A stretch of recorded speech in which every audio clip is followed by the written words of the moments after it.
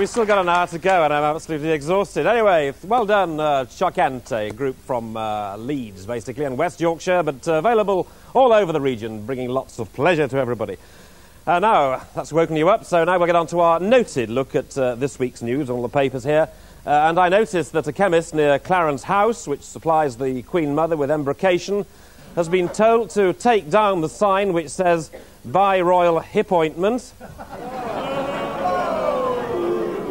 Following Michael Jackson's collapse, a spokesman said that before he went on stage, he did look rather pale.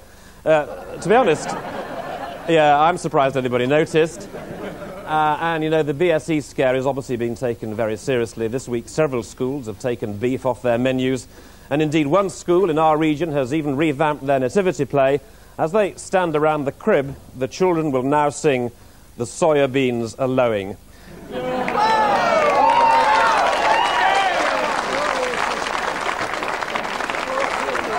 OK, all right, we're trying our best. Now, you know that we like you to keep in touch with us on this programme, so we do want you to phone in or fax us with any comments on the show or the artist. But we do have a special task for you today. Now, later on, we'll be talking to those great legends, Freddie Truman and Harvey Smith. They're two of the great characters, as you know, heroes to many people. What we'd like to do, we'd like to hear from you at home. We want a limerick or an ode in tribute to these two chaps, one or either or both. No more than 6 lines, please. Limerick's 5 lines. You can do an ode in 6 if you want. All you have to do, you poets out there, I know there are hundreds and thousands of you, either phone in or fax. So please get writing. You've got about, the first lot we'll have on in about a quarter of an hour, then in about 3/4 of an hour. OK, the number, this is the number. Phone 0645 20 25 30, cost of a local call, or fax 0345 25 30 35. OK, scratch your heads. Now then, do we have an Arthur Bitter? Do we have a Paul Newman? Or do you live next door to a Rudyard Kipling? Well, some people actually do, and Ray's with some of them in the audience. Raimondo. Yeah, so we are, Richard. If you remember a few weeks ago, we asked if people out there got famous names or unusual names, and believe it or not, we had millions right in, and I'm surrounded by famous people. In fact, on my left here now, I've got Rudyard Kipling. Ooh. Hello. And is this true that your father's actually called Rudyard Kipling as well? He's Rudyard Cyril Kipling, yes. Really? And what sort of reaction do you get when you, you know, sign your name, Rudyard Kipling? Do people believe you or what? I don't know. I've signed a few things, and it's they do seem to enjoy themselves. Really? You know, they'll have a little chuckle at it and really? whatever. And have a guess who I've got saxophone. I'll give you a clue. It's sort of, oh, the Deadwood stages are coming on over the hill. Oh, here's Doris Day. Here's Doris Day. Here's Doris Day. Hello, Doris. Hello. But it's not always been Doris Day, has it? No, What were you before you were a day? Pool. What? Who? Pool. H-O-O-L-E. Oh, right. Pool. Stick with the day. Yeah, stick with the day. OK, right. I'm going to carry on mingling with the stars. So back to Richard. See you later. OK, well, thank you. Thank you. Now, our next guest has a very famous name as well. Very famous indeed, probably because it's her own. Please welcome Linda Lusardi.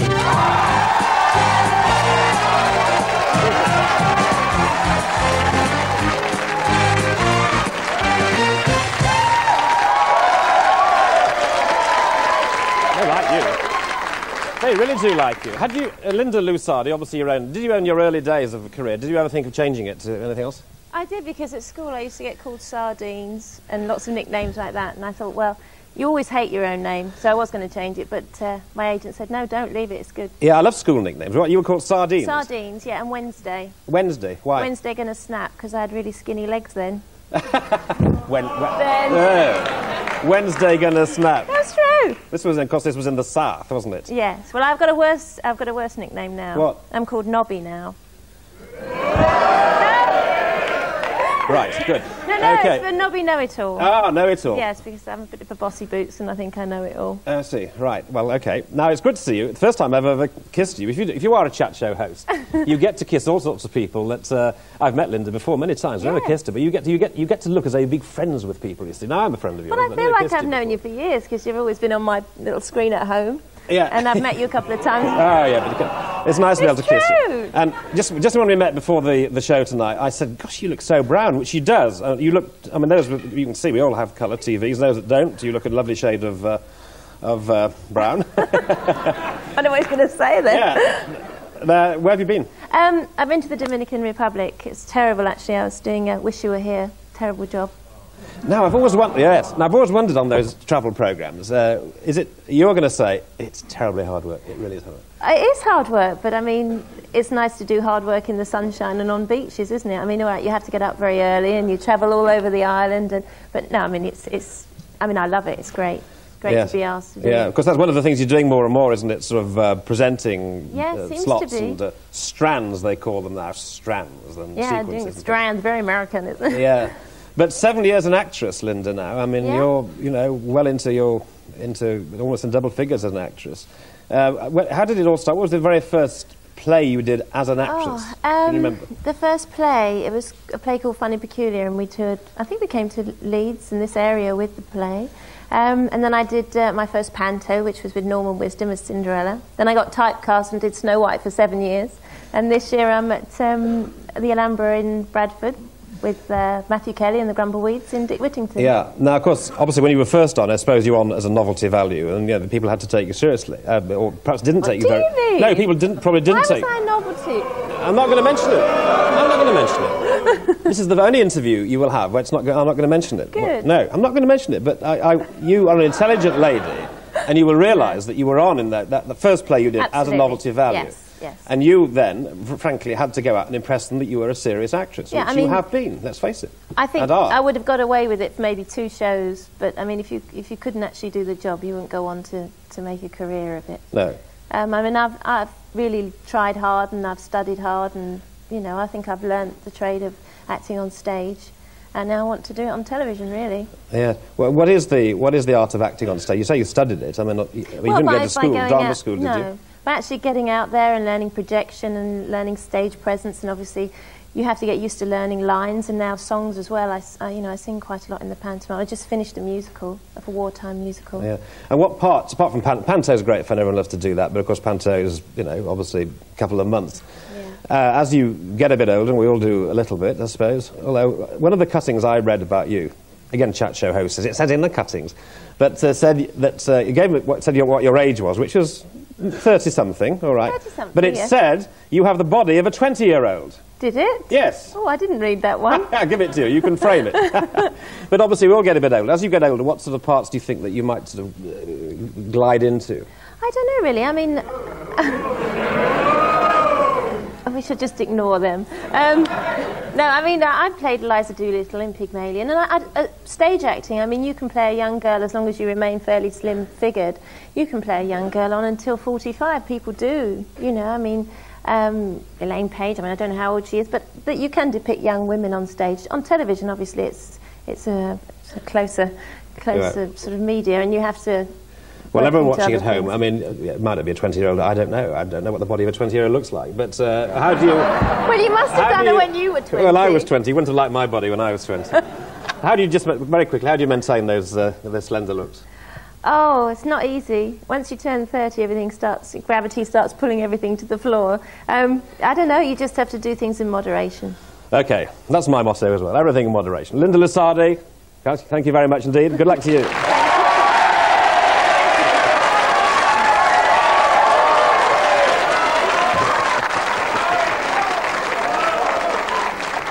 Now, if you thought that Linda Lusardi here was magic, and I think we all did, don't blink, because our next act, which comes from Northumberland, is a magician called Christian.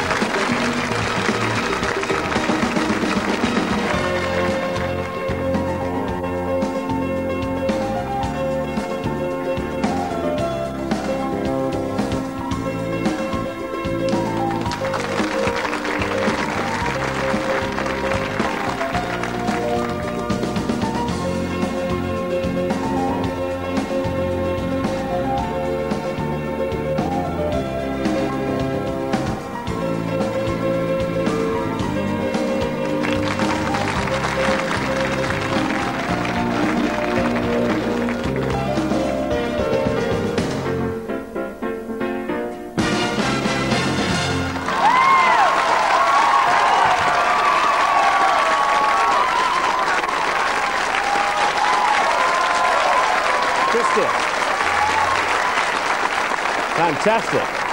Welcome. Welcome to Rick's Bar. Is that first time on live TV? Yes, that is the first on live TV. Well done. We should just tell you that very accomplished young man, young he is, 18 years of age, Christian. Well done. It's fantastic. But already you've done quite a few things, won quite a few prizes. Yes, British Junior Open Champion, All-Irish Champion, Northern Senior Champion. It goes on and on. And how did it all start? You're only 18. How did it start? About 14, I really started to get serious, and I saw a magician on television called Lance Burton, and he was on the Royal Variety Performance, and he produced a silk like that, you see, and he just went, and he blew on it, and then just from it. There we go. Can you believe it? Wonderful. Oh, look at that. They must love you, your doves, because they must have to hide in some very peculiar places. Yeah. I'm not going to that if you don't mind. No, well, they have to. Okay. No, I mean, in the act, peculiar things happen, and from sort of... There you are. So, red light vanishes. Okay, this is Christian from Northumberland. Christian, young man in a hurry, terrific. He's magic. Christian, well done.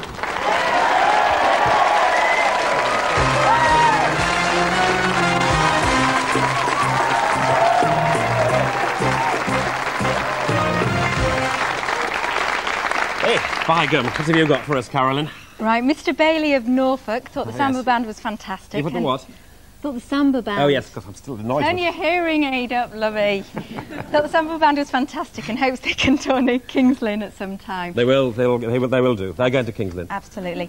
And Miss Taylor of Harrogate has seen Linda Lusardi on stage in Sheffield, and she was excellent. Keep up the good work. Okay, thanks very much indeed. Now do keep those calls and faxes coming. Phone, of course, 0645 20 25 30, or fax an 0345 25 30 45. Remember the limericks or the odes to Freddie Truman and Harvey Smith. Okay, now we're back after this break.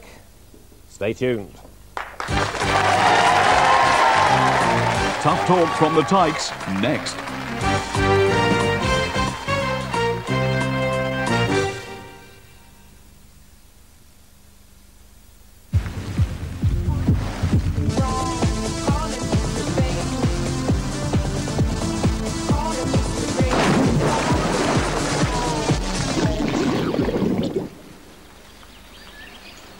That makes a refreshing change. Woodpecker, what a refreshing change.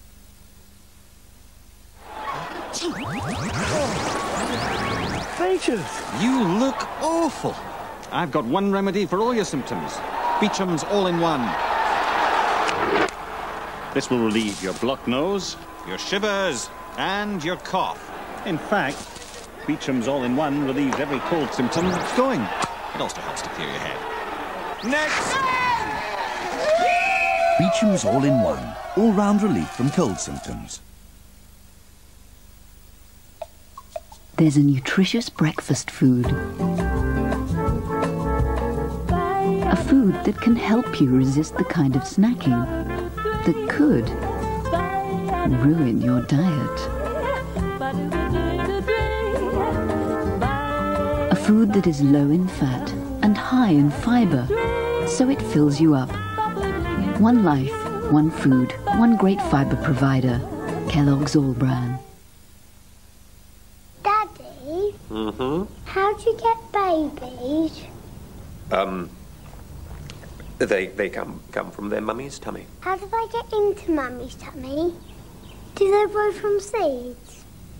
In a way, yes. Do daddies have babies in their tummy? No. Oh, look, it's children's television Do is daddies on. make boys and mummies make girls? McDonald's. How would you like to go to McDonald's for lunch? Yeah, can I have a Happy Meal? Yes. And you have a Big Mac? Yes. Large fries? Yes. And a large Coke? Yes. And then you can tell me all about it.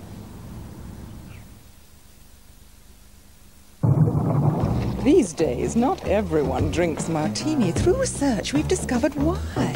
Although people love that subtle, classic taste, martini's glamorous image makes some feel too self-conscious to drink it. Frankly, they feel too ugly to drink it. Don't you, Jonathan? Yes, My face looks ridiculous. That's why I've come to you. So you want us to perform extensive facial cosmetic surgery on you so you can enjoy martini? Yes. Let's do it.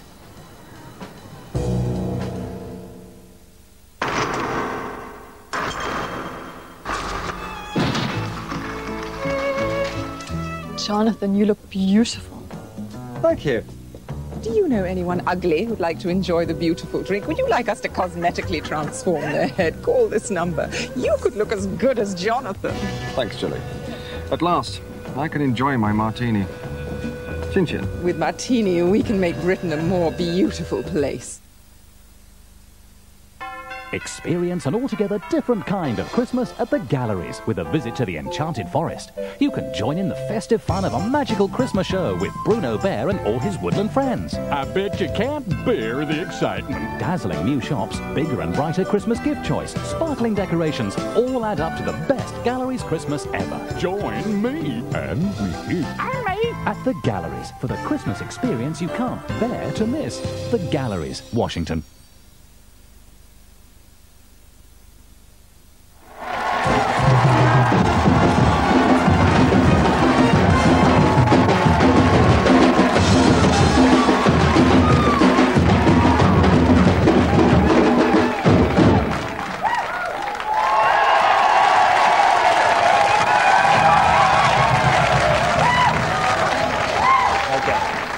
Well, welcome back. If you just got back from your Sunday shopping, I know the shops were pretty crowded today, so you'll be delighted for this bit of relaxation that you've just heard there, just to calm you down. Anyway, you can sit back now and relax for the rest of the show because we've got a great lineup for you if you just come in.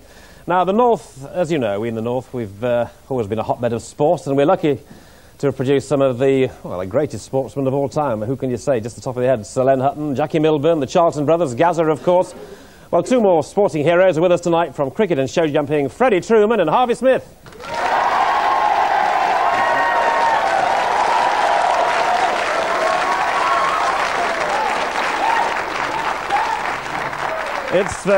It's very good to see you two together because many people have seen you individually on various shows and that kind of thing. Do you actually meet up much together at Dukes or not? Well, I haven't seen Harvey so much lately. But one time we did, wouldn't we? They come up to our house, I used to go to it. Well, we did quite a lot of dinners together at one time, you know, and I think it's about time for a revival. We want to get some theatres gathered up and a few dinners and... Yes. You know, nostalgia going again. Right. Now, I know something I was dying to ask you, Harvey. When Harold Wilson said that Fred Truman was the greatest living Yorkshireman, were you a bit annoyed about that? No, because Harold Wilson, you see... my first piece of glory, he stole it. Why? Because I won the leading show jumper on the night that he got elected at in October, you know. when he got elected to be Prime Minister, and it wasn't on television that night, so I missed again. Well, it wasn't on television that Harold was elected. It said, well, that was the lead story. Harvey Smith wins leading show jumping. No, unfortunately, it was the other way around. Oh, well, he won a few. He only won. He won 4 elections. You won more championships than that. Oh yeah, sure. That was back in 1958, so it's a long time ago. Yeah. Okay. Actually, it was 64. He won the first election. No, it wasn't. It was. I'm telling you. All right. I was there. Don't argue with your guests. The guests are always right. Now, I'll tell you about you chaps. Great heroes, of course, to all Yorkshire people all over the world. And just looking at you now. Look at what they've got in common, everybody. Look at those jutting chins. It's that jutting chin you've both got, that determined mouth and chin. Do you never think so? Hey, you never forget ugliness, you know. No. If you've got an ugly head, you can get anywhere. It's a privilege to be ugly, but there's no need to abuse it, is there? No. So, now, Fred, I know you've just come back from South Africa. Yeah. Just like yesterday, almost. Now, you saw the great innings of Atherton. I presume it was great innings. What do you think of that? Well, I think that his powers of concentration were absolutely magnificent. I mean, absolutely marvellous. I would have said that the bowling left a bit to be desired. A lot of the time the South Africans were bowling on one wicket and he was batting on another. But they bowled very short as well. But today they tend to try to bang the ball in all the time, you know. Things like, it never happened in my day when you said stick it up the nose, hit him in the throat, you know. I mean, my job was to try and knock the stumps over, not hit the bat. Yeah, well, you see, you've just said that. You've just said that phrase that we know so well now, all those years on Test Match Special. In my day, both of you, to a certain extent, are rather discontent with your own sports as you now find them today. You don't really like what you see about modern-day cricket, do you, Fred? No, I don't. Why? No, well, because they don't seem to enjoy it as much as we did, but that's because of media and television coverage and things like that. You know, I mean, some of the things we used to do on the cricket field and have fun, the lads don't do it nowadays. Also, there doesn't seem to be the characters around either. You know, there's so many characters about when I played. I mean, the last great character we would have had, if it hadn't been for such an unfortunate accident, I mean, he was a born, built-in character, would have been Colin Milburn. Yeah. The late Colin Milburn, I should say. Yeah. I mean, he would have been an absolute character. He would have been a cartoonist dream. Fred, I suppose the worst thing that one could possibly say to you, and I don't want to say anything horrid to you tonight, because we all love you very much, but the worst thing I know that people might say to you, and they mean well, they might say, is Darren Gough as good at his age as you were at your age? What would you reply to that? It has only been said to me by once, but I mean, there's one born every day and they live, so you put up with it, you know. And kind of thing, and it's absolutely ridiculous to even compare him with me or me with him. It's absolutely stupid. Ridiculous. The thing is that I don't think he's going to get 2,500 first-class wickets, and I hope he gets 300 test wickets, but I don't think he will.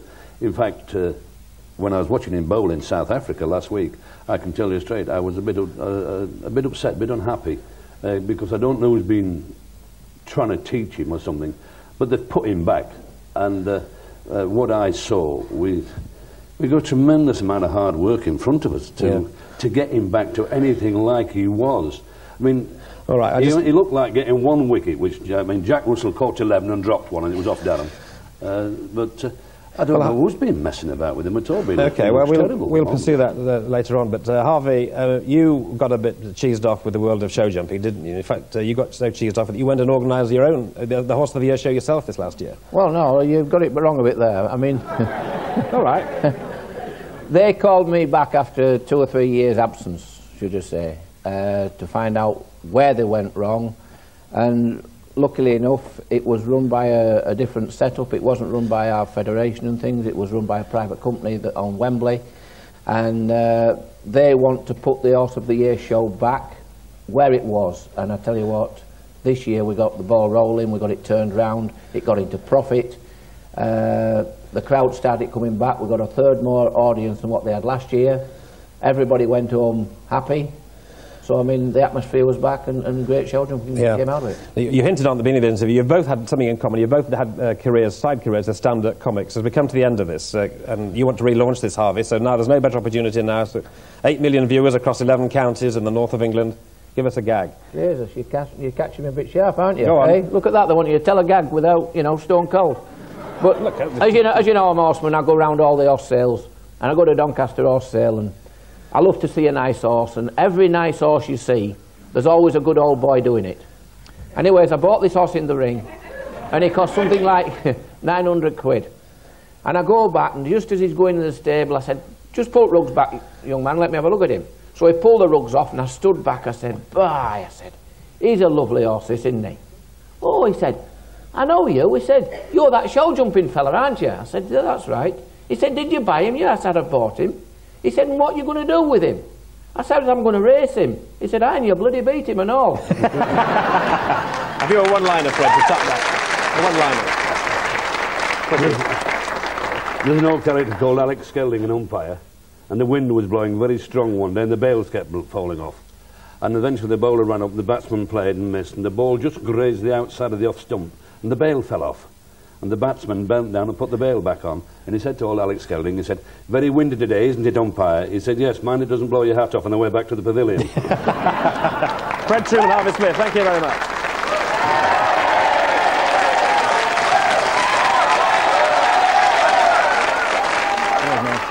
You've got that great chin, you see, if you're a Yorkshire person. Now, there are only 14 days left to Christmas, so what do you do if you haven't decorated your Christmas cake? Well, do not panic, everybody, because there's a very quick way to dazzle relatives, and Carolyn's with someone who can tell us how. Carolyn. Yes, with me now is Alison Hartley, and 2 volunteers from the audience. We've got Sharon and David, and hopefully Alison is going to help us put a sparkle into our Christmas cakes. Alison, you've been cake decorating in your family bakery business in Bradford now for, she actually told me to say 15 years, but I think it's nearer 20, isn't it? Don't say that. But you're very young. You're very I young. certainly am. But you've very been young. doing it years and years, haven't you? Yes. And how hard is the art of icing cakes? Well, when you start, it's very hard. You feel very shaky and quite nervous. But with a bit of perseverance and a lot of practice and patience, it becomes, you know, an art. David, have you got a shaky hand? Just a little bit, yes. Now, watch this very closely because Alison is going to turn this very ordinary cake into this in just 30 seconds. So, we've got some music. Are you two watching closely? I'm watching. Oh, yeah. David? Okay. Yeah. All right, then. Off you go. Quick roll for his hat. Just put a little bob of ice in there and stick his face on. And then for his gown, just pipe a little rope up to the top from the bottom corner, up to the top. We just pipe him a little bit of frill round his hat, and then we want a nice big frothy beard. Don't forget his moustache. And then with your other bag, 2 eyes, okay? And then you have a red bag, just pipe his little nose on. And then using your brown bag, give him a happy smiley face. A little glob for his whoops, for his eyes. And then a couple of pieces of holly. Well done.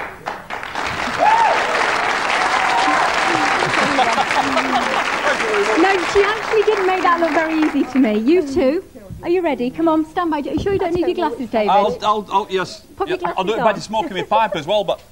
Right, are you ready? I'm you ready. two have now got 30 seconds in which to do exactly the same. Good luck. Thank you. Right, come on, quick. Come on, quick, you've got... Look, follow this. Follow this. She's forgotten what she's doing. Squeeze. You're halfway, you've had 15 seconds. Squeeze. Right, round his hat now for a bit of frill. That's it. A nice big frilly beard now. That's it. Oh, I can do it a lot Put your better with bag down. instructions. Pick that bag up now and do 2 blobs for his eyes. Give him a moustache while you're there as well. That's it. Go on, get your bag. Which Get your bag. That's his eyes. Eyes. 2 nice Stop, big I'm going to eyes. have to stop you both there. Oh, heck. I'm going to stop you both there. Oh, dear. Nightmare. Alison, first of all, let's go over to David. Right. Well, he has done quite well. We've got all the frills and the beard and his hat, and we have got 2 eyes on as well, haven't we? So marks out of 10. Out of 10, I think we ought to give him about 7. Oh, not bad. And what about this one? Well, not quite as good as David's over there, I've got to say. Look at these hands. And don't lick your fingers, will you? Marks out of 10. About 5, I think. Disastrous.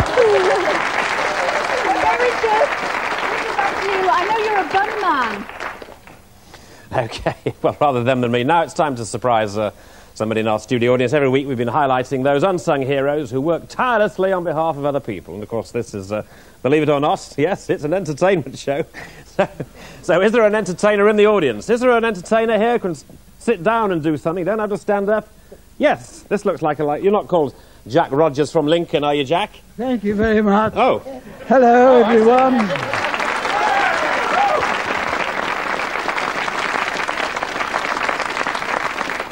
Carry on, Jack. Thank you. It's nice to be here, and believe me, at my age, it's nice to be anywhere. Where I was living, down on the south coast, between Brighton and Eastbourne, there was a little parish right at the foot of the cliffs, and the vicar there was just about to retire. He'd been there many years, so the parishioners thought they'd like to make him a little farewell gift. They'd been saving lots of money, coffee mornings, bring-em-bys, or whatnot, and so they decided that as he was not moving from the district, they'd like to buy him a nice little pony and trap. So the morning came to make the presentation. They asked the oldest parishioner to do the job. So he came up and he says, "Well, yeah, Vicar," he said, "we want you to accept this little pony and trap with our blessings." He says, "Now," he says, "on account of your noble profession, we've had that pony specially trained for him. He only knows 2 words of command. If you wants to make him go, you has to say, good heavens. He said, and if you wants to make him stop, you has to say, Amen. Well, of course, the vicar thought this was a glorious leg pull, so not being trying to make too much of a fool, he steps into the trap, picks up the reins, and usual way says, "Gee up." Pony never moved. So he thought, I'd better try again, so gee up, not a movement. So in desperation, the vicar thought, well, I suppose I'd better try it. So he picks up the reins and he says, good heavens. Off went the pony, just like that. No hesitation, started to run, got quicker, trotting, broke into a gallop, and began to tear across through an open gate across the fields to the top of the cliff. And the poor vicar couldn't think of the word to make it stop. So in desperation, he shut his eyes and he said a prayer. And at the end of the prayer he said, Amen.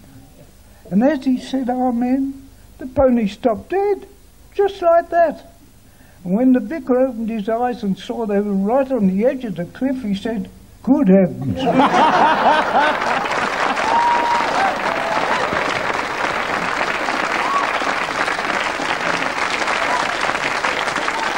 Jack, that was very good. I just have just one question to ask you. Would you like to tell everybody watching how old you are? How old am I? Yes. Well, just if I live to be alive on the 21st of March, the first day of spring, I should be 102.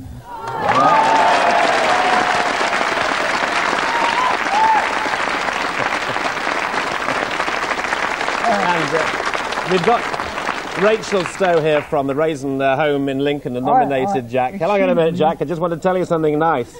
Okay, he's a marvellous character, isn't he? He really is. No, we haven't. Well, just tell me. I'll have one. We're going to take a break now. We've got something for you, because you like Leslie Garrett, don't you? Leslie Garrett, the singer. Yeah. Yes. Well, we've got some tickets for you in this envelope to go and see Leslie Garrett. In this envelope, some tickets for Leslie Garrett, the singer. Yes. Yeah. Well, it's just an envelope. It's just an envelope.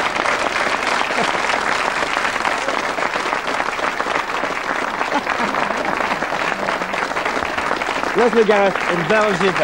Oh, fabulous. Jack, thanks very much. My favourite. She's your favourite, and she's everyone's favourite. Thanks very much indeed. Wonderful chat. Well done, Jack. Thanks very much indeed. Right. Now, we will take a break there, but make sure you're there, because we'll certainly be here if you'll be there. Thank you.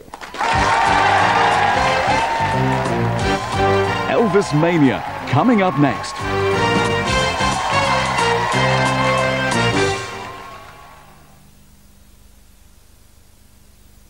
These new extra strong lockets work in two ways. First, the menthol helps clear your nose, then the liquid centre soothes your throat. I don't call them double action lockets for nothing. Lockets help clear your nose and soothe your throat.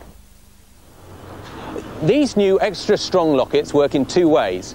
First, the menthol helps clear your nose, then the liquid centre soothes your throat. They don't call them double action lockets for nothing. Lockets. Good job they're not triple action, we'd be here all night. I'm a single woman who loves Kellogg's Frosties.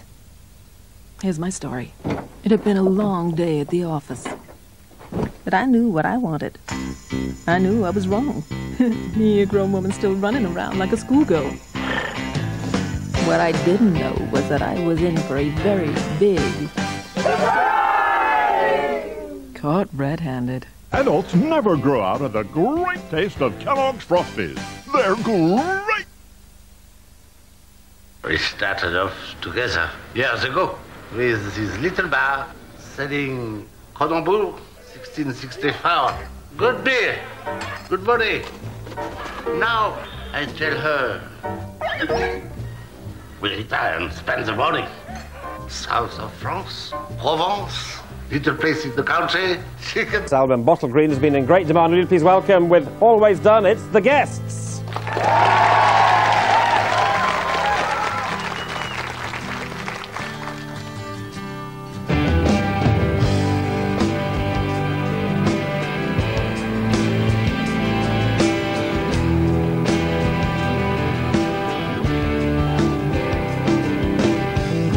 You learn the lessons that were thrown at your face in every morn. But that's a shame, as we were always learning. Turn the light off, turn it on. Can't you see what's going wrong? But in the end, I find you're forcing me to the ground. It's not wrong for someone who's always done things that way. You're so wrong, but it says you've always done things your way.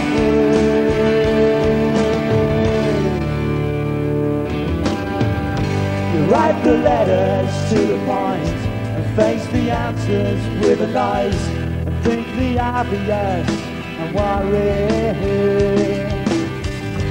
Turn my mind up, turn it on. Now I can see what's going wrong. I'll give a smile and hope that this will fade away. It's not wrong for someone who's always done things that way. You're so wrong, but it says you've always done things your way.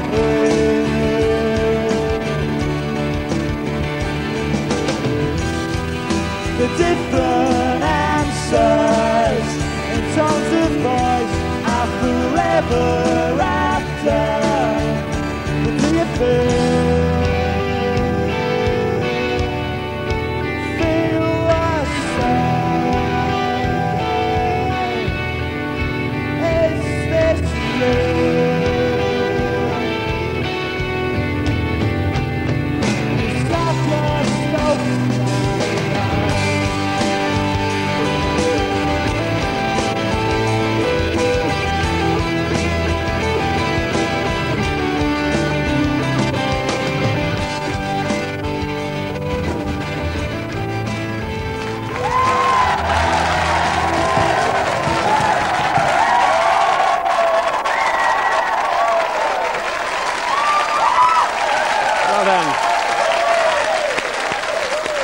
Thank you very much indeed. That's